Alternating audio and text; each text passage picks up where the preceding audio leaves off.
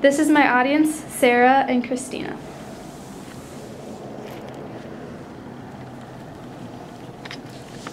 Have you ever been at a family gathering and saw parents, aunts, uncles, and grandparents sitting around a table playing a game you didn't know nothing about? If you know what I'm talking about, then you're just like me. Ever since I was little, my family would play the card game Pinochle all the time, and I knew nothing about it. Hi, I'm Megan Johnson, and I'm going to tell you about the world of Pinochle.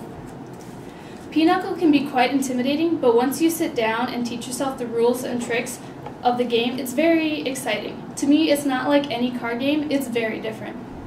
I'm going to tell you about how I know of the game, the rules, and then show you a quick version of how to play it. Bear with me as I try to give you a quick tutorial of Pinochle. Ever since I could remember, Pinochle has been around my family and my community forever. When I would watch my grandma play, I would see what she would do and then ask her how to play. She simply said, "You just have to watch." Because I was so young, I never did want to try. Instead, I sat back and watched. A few months ago, I started to play Pinochle because of my uncle. We spent countless hours one afternoon until I got the hang of it. I got so addicted that I even downloaded the game on my phone. There are many rules to Pinochle that you need to understand to be able to play. Even if you haven't heard of this game before, it is still one of the most popular card games. I sometimes call it the old person game. I will say the rules in the simplest way so I don't try to confuse you. So I have this rules sheet that I use to help me when I play. So the game consists of a minimum of 2 people, but if you play like me, I play with 4 people, so then you have partners. In addition, you don't have a regular card deck, you have a Pinochle deck, and it consists of 48 cards that range from Ace, King, Queen, Jack, 10, and 9. The Ace is the highest, and you go all the way down to 9 being the lowest. Once you know who your partner is, which is the person usually across from you, the dealer can shuffle the cards, and to the person to the right will cut the deck. Cutting the deck simply means lifting half of it and putting the other half on top. It's just an old way that Pinochle has always been shown. The dealer will pass out 3 cards clockwise until all the cards are gone. So you simply just go around and give 3 cards to everyone around the table. Once that is done, the person on the left of the dealer, which is me, will start bidding. The point of bidding is to get as high as you can based on your hand. The first person will open. Opening starts the bidding.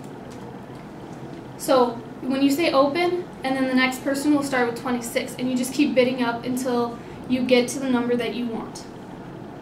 The person with the highest bid calls trump. Trump is any suit, and that trump will be used throughout that whole game to count for points. From there, the person can exchange 3 cards from your partner.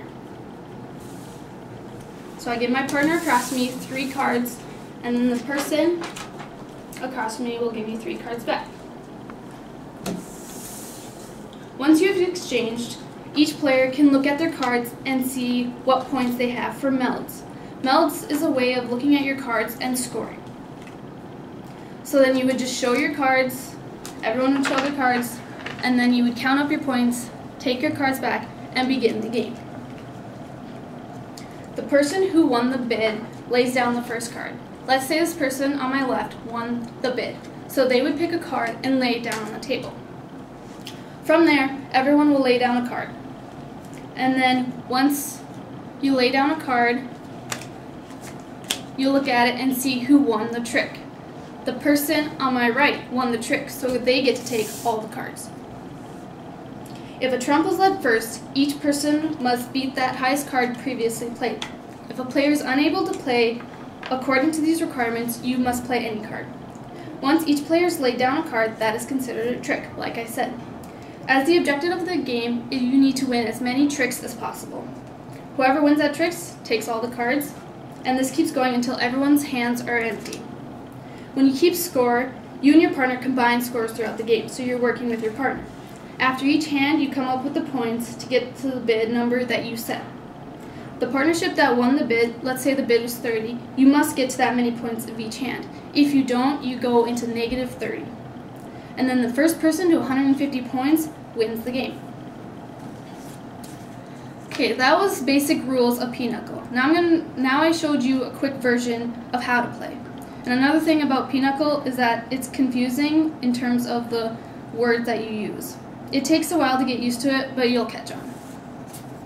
After hearing the rules and only seeing how it works one time, it can be quite confusing and intimidating, but once you sit down and play a few hands, you get the hang of it and it's a lot of fun. I have told you my Pinochle story, the rules of the game, and how to play it. Now I hope you have the curiosity to try it too. Go find a lifetime Pinochle partner and start winning tricks. Thank you. You're so cute when you're doing this. And my audience.